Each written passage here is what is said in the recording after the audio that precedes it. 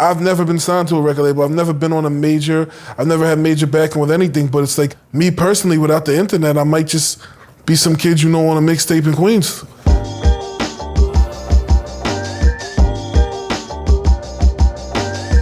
Image is everything, especially in the social media era. In this episode of Capturing the Internet, we paired rapper, chef, and personality Mayhem Loren with Queens native, photographer, and sneaker collector Nick Orlando to take a look at tastemaking, vintage clothing, and unique creative communities, all connected by the internet. I'll be first to say I have some different techniques, but it's about the end result and how you get there. In context of the internet, I'm who I actually am outside of the internet. The internet's just a tool to get you familiar with me. You see personality. Holy shit, I thought I got stung by a bee. Food aspects. You don't know what you can make in your kitchen till you go fridge diving. Musical aspects, and you know, that's who I really am, but without the internet, you might not know that, which is the beautiful thing. Coming up in Queens, Mayhem has always found inspiration from the people and places around him. A founding member of New York's Smart Crew, a talented lyricist, fashion icon, and culinary innovator, he's been at the forefront of culture way before the internet made it easy. When I started traveling the world and going to different states and different countries, and people were tapping me on the shoulder and saying hello due to the internet, that's when I got it. When I was in Copenhagen getting kissed on the cheek eating kebab, I'm like, okay, they know me because of the internet. What up, man? How are you? What's the word, baby? man? Hey, man, Queens in the building. We good, right? We out here, man. I'm feeling golden. That's it. Let's take you through some dope shit today and get you laced up, man. I'm excited. I'm already looking. Nick Orlando knows a thing or two about hunting for rare vintage fashion. We brought him and Mayhem together at New York's best vintage store, Procel on Manhattan's Lower East Side, to dive into some unique, one-of-one pieces curated by owner Brian himself. Well, let's start over here. Actually, this piece, off-white, pullover, kind of like an anorak. Can't go wrong with that, but it's barbecue season. How can I eat chicken in this? Well, you can't. That's the only thing, right? This is kind of fire right here. See, I like these. Oh, I did see that one, Sportsman. I used to have the hat to match this. This shit is crazy, It's actually a hot shirt.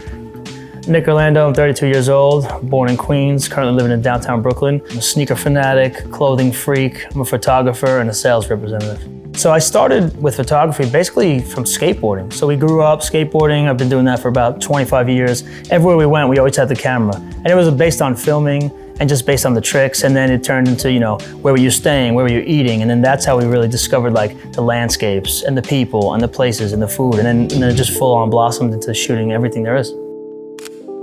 Got some XLs here. What's up with this? Is this not for grabs also? Is this also for show? So that's a medium.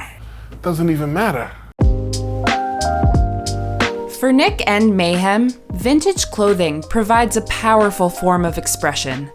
In the social media era, styles are becoming homogenized, copied rather than created. Vintage clothes from places like Procel are rare artifacts that let us feel unique. Vintage is all about like balance, right? Like you gotta mix it with something new and kind of reinvent it a little bit, you know what I mean? You don't wanna go like straight head to toe, everything vintage, everything faded sometimes. Yeah.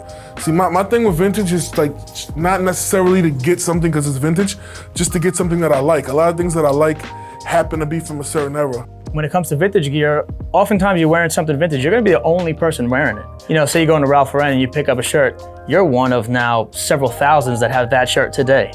But you come into Procel and you cop, you know, something vintage, you're probably one of very, very few that still have, you know, that specific feel. So that kind of ties into photography and in capturing unique pieces, almost like capturing unique moments, right? You want to shoot in a certain way that you can kind of see the entirety of it, right? If something's vintage, you want to see the fade, you want to see the cut, the shape, and you want to document that because vintage pieces are often one-on-one, so you might not see that specific piece ever again. When you're looking at a photo and you capture that moment, you often know that you're not gonna be able to replicate that. So it's like, it's very similar in that essence, that it's like, you have about 3 seconds to think, shoot, and then just keep it moving.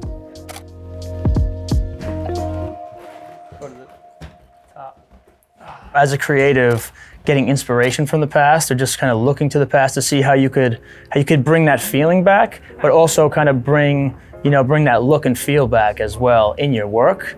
That's like, for me, that's the number one source of inspiration. Art doesn't happen in a vacuum. It's a dialogue with the world around us. When I create, it just depends on what I'm creating, what I'm surrounded by at the time.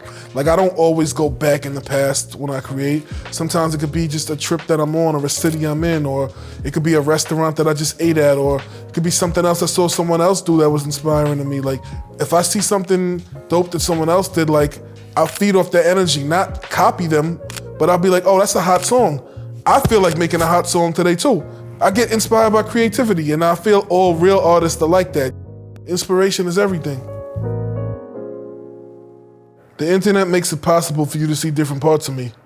You might wake up, you might see a rap video, you might see me cooking duck breast on French toast, or you might just see me sitting on a blue chair talking to you. One thing that I'd like to say is, I've seen so many different communities and types of people and walks of life, and people that actually wouldn't be together or defined as a community kind of rock with me for whatever reason.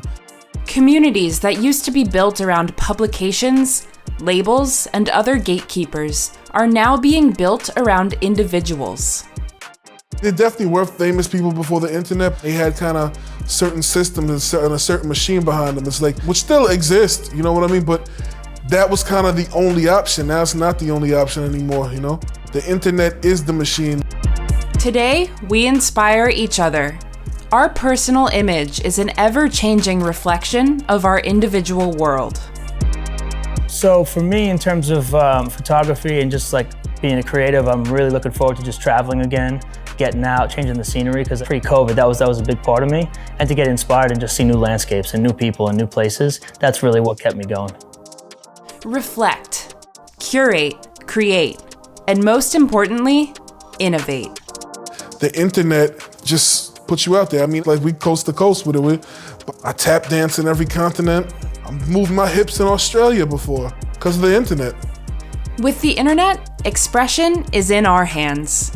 We are the tastemakers. That's a good one. I like that one a lot. That might be the one of the night.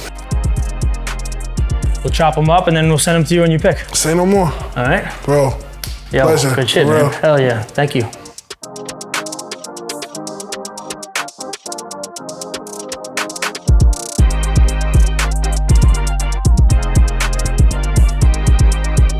I'm a big cooking guy myself. Both of my parents were chefs, so oh, yeah? I've been in that kitchen, baby. That's what's up, brother. Yep. My mom went to French culinary.